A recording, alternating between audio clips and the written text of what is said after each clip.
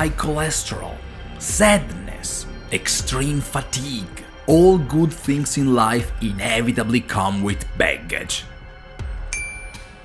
And so even great, nay, amazing games can't avoid falling for one specific trap. God of War, Resident Evil, Evil Medieval, and I should have made a longer list. Games so different, yet they all feature, in some shape or form, the blandest, most boring, most excruciating gameplay mechanic of them all. Now, for the purpose of properly conveying my thoughts on the matter, I decided to forgo my usual ADHD-proof editing style and use one single clip instead, which comes with the added benefit that for once it won't take me ages to edit a single video, thus making up for the time I spent on, something else. So let's cut to the chase!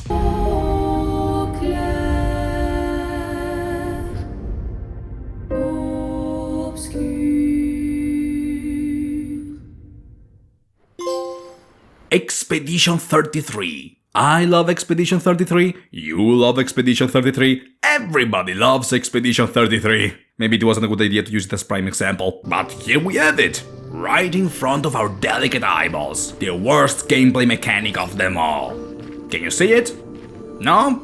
Maybe that should be your first hint then, or maybe I'm just beating around the bush because I don't think there's even a universally accepted name for it. Well, what's happening here is that I'm looking for 3 balls of light, and if I destroy them, I get a twinkly brinkly something, a reward of sort. Collect the thingies, get the rewardis. So, shingama thingy collected on it is. If you don't like it, talk to my agent. But of all things I could be complaining about, I'm picking this? Daily missions, excessive grinding, whatever minds I was, and I picked this seemingly irrelevant thing to be all huffity and puffity. I never claimed to be a reasonable person, but hear me out, and then you too will demand for this shite to be shunned like an adulteress in Victorian England. First of all, it doesn't provide a challenge. No, I don't mean that in a I can only enjoy games if they make me suffer beyond human comprehension. Not that I'm not curious, but I had my feeling of that with Final Fantasy XVI. What I mean is that there isn't a clear-cut win-lose condition.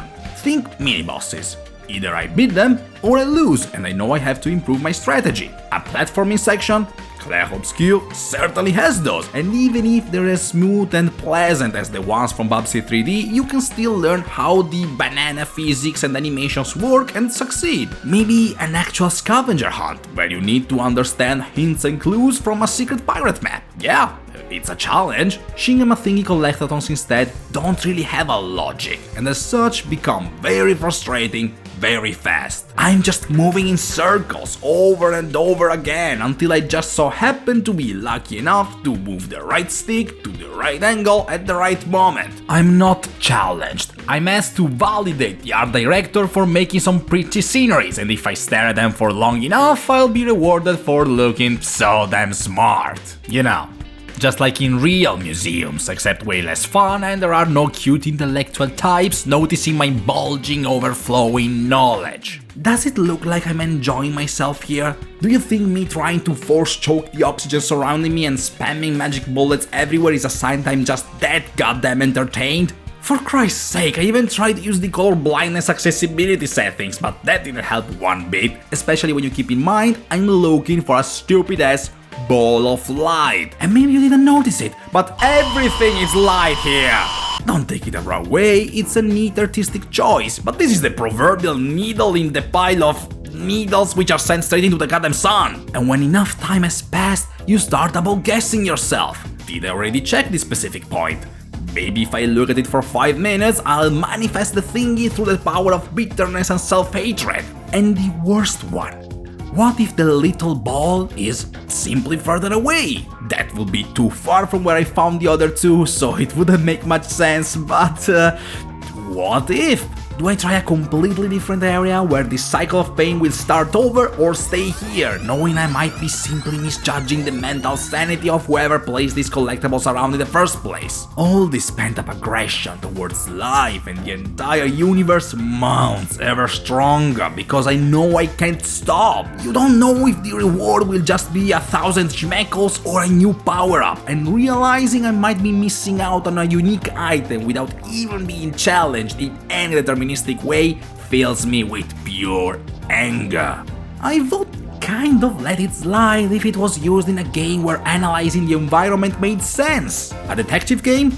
Sure, it won't make the mechanic inherently better, but finding hidden things would at least be thematically appropriate. I'm supposed to save the world from a giant paintbrush-wielding monster. Why am I stuck searching for floating farts? In fact, why would a dev team put this insult to God and all creation in their game to begin with?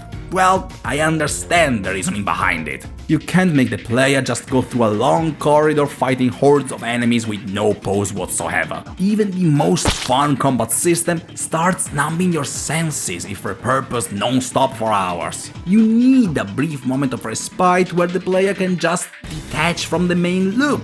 A quick mental reset, so to speak. You can do it the expensive way, using a multifaceted gameplay structure where the player is asked to do vastly different things in succession, thus never getting bored of a single part of the gameplay. Or the cheaper but still hard way, like, say, mini puzzles scattered around.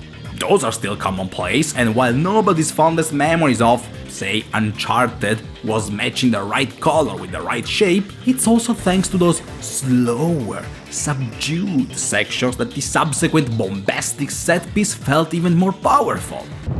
That was not too bad. What is that thing, a fox? A bandicoot. Shin Thingy collectathons are the absolute laziest way to achieve this, but at the very least you can make them less unbearable. Give sound cues, make my controller vibrate the closer I get to them. In the specific case of Clair Obscur, maybe, instead of having to find the balls, they could be easily marked on screen, and rather than destroying them, I have to complete a short parry mini challenge, which would make sense since it's the main mechanic of the game. But Clair Obscur doesn't care.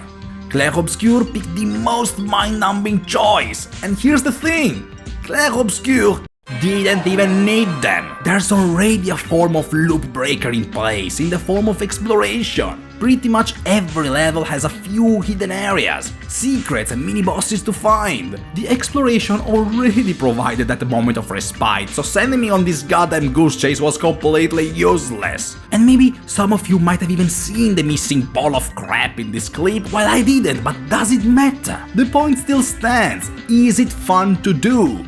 Is it rewarding in any way? No, it's a psychological trap. Too bland to be enjoyable, but too frustrating to yield to.